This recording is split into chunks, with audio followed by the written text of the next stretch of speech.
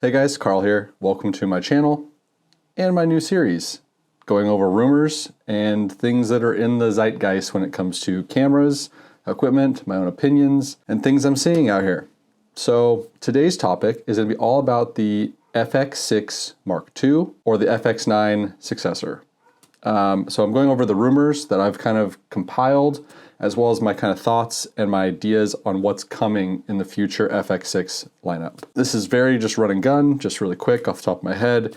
None of these are going to be pre-scripted. They're just, let's find a topic and talk about them. Like I said, today, FX6 Mark II. So it's hard to talk about the FX6 Mark II without touching on the FX3 Mark II or the A7S IV. What is coming in the near future from Sony in this regard? What features will they put out in these cameras to make them viable for us to sell what we already have, or go in, or go out and just buy them, use them as an A camera or another B camera to what we already have? With things like the Burano or even the Sony Venice and things trickling down from them, there's a lot of interesting tech and things that can be put into these cameras. The A7S III is now long in the tooth, thus the FX3 is also. The FX6, while it is still, in my eyes, personal opinion, I own one, you're watching it right now, viewing it, it still is, I think, one of the best cameras you can purchase today.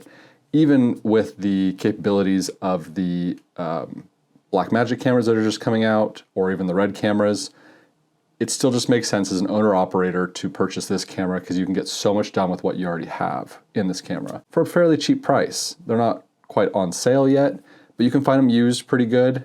And you can still use an FX3 or an A7S III as your B camera to this camera in a lot of aspects. So what will be the big thing that brings people to the V2, the version 2, Mark II of this camera? I think it's global shutter. That's the only thing I can really think that would bring people to this camera. It will jack that price up a bit, but they do it in the A9 Mark, whatever that is, 3, 3, I believe. So if we have global shutter in the new FX6 Mark II, plus the same great low light, it's pretty much game over for Komodo and people and other cameras like that. Game over is hard to say. I mean, they have internal red raw, which is huge, but I think there's like 5 things on my list here of stuff that I think is coming. 16-bit internal raw, I think, will be a big one for Sony to incorporate in the Mark II of the FX6. Then we have, in my own opinion, and this one could be kind of a far shot, I think global shutter just makes sense because then you're competing on the Komodo level. So RAW, global shutter, new AI system.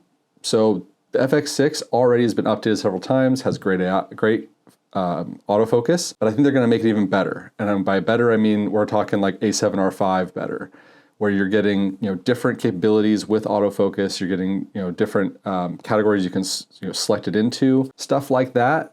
I think that they'll incorporate into this next camera. Another big one I could see is better dynamic range. Already a great dynamic range camera, but even making it a step better would be awesome. But I think that's where you get into that internal RAW recording. I think that that's kind of the next evolution of all of these cameras is internal RAW. A lot of cameras are doing it now.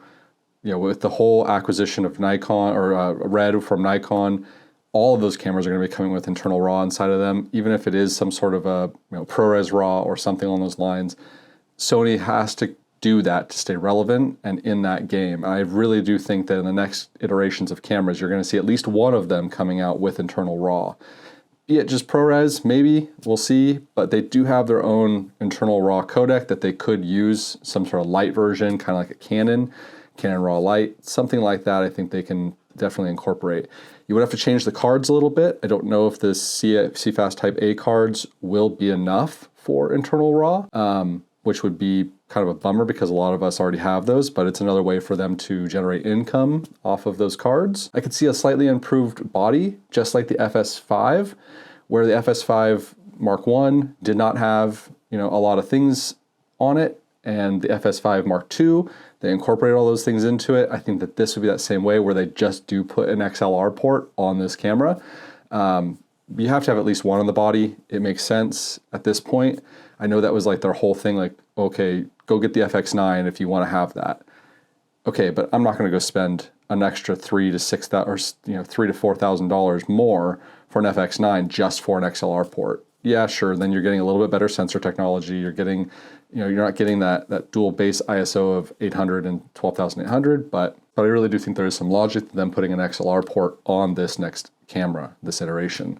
They kind of have to at this point. It was such a big complaint of everybody for the top handle to have the only XLR ports for this camera. Because then you have so many more options, and people want options.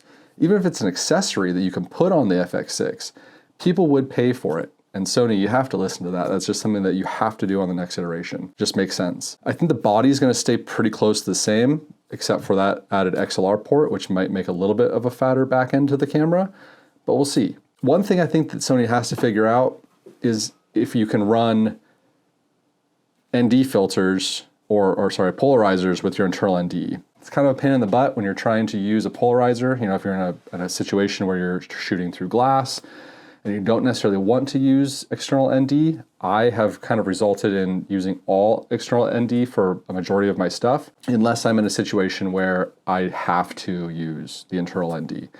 External ND just allows you to run different types of diffusion filters or neutral density filters, polarizers, that kind of stuff, separate from the internal. So you don't get that cross banding or that like vignette of obscure colors. It almost makes the edges warmer or cooler depending on what you're using if you're using a polarizer with the internal ND filters. So that's a big, huge fix that Sony has to have with the next iteration.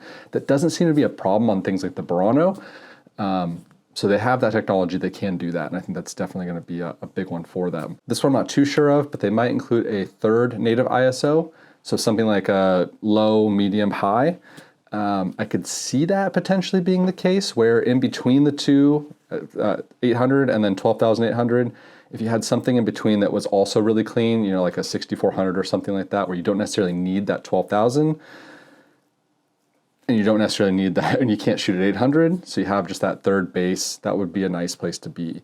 And other camera manufacturers have done that, so I could see that being something that they do come out with. Besides those things, there's not too many big changes or fixes. The big one would be, let's talk about this elephant in the room that could potentially be the case. They have the technology for it, because we've seen it in the Burano, is having some sort of an IBIS built in. It doesn't have to be as good as the Burano, just something to deal with the fact that you're using, cinema lenses or lenses like right now I'm using the 24 GM. It does not have stabilization. Obviously I'm on a tripod, but as soon as you take this thing off, you're getting a lot of that camera shake, that handshake. At this point, I don't know.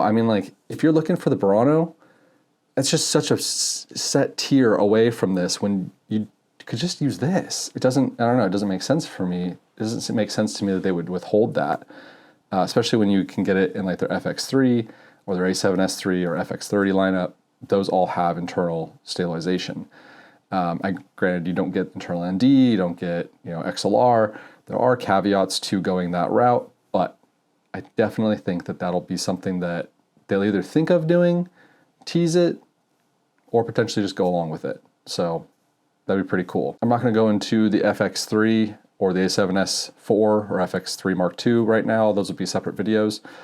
But for the FX6 Mark II, they have a really good base here. And if they incorporated some of these ideas, it'd be a game changer.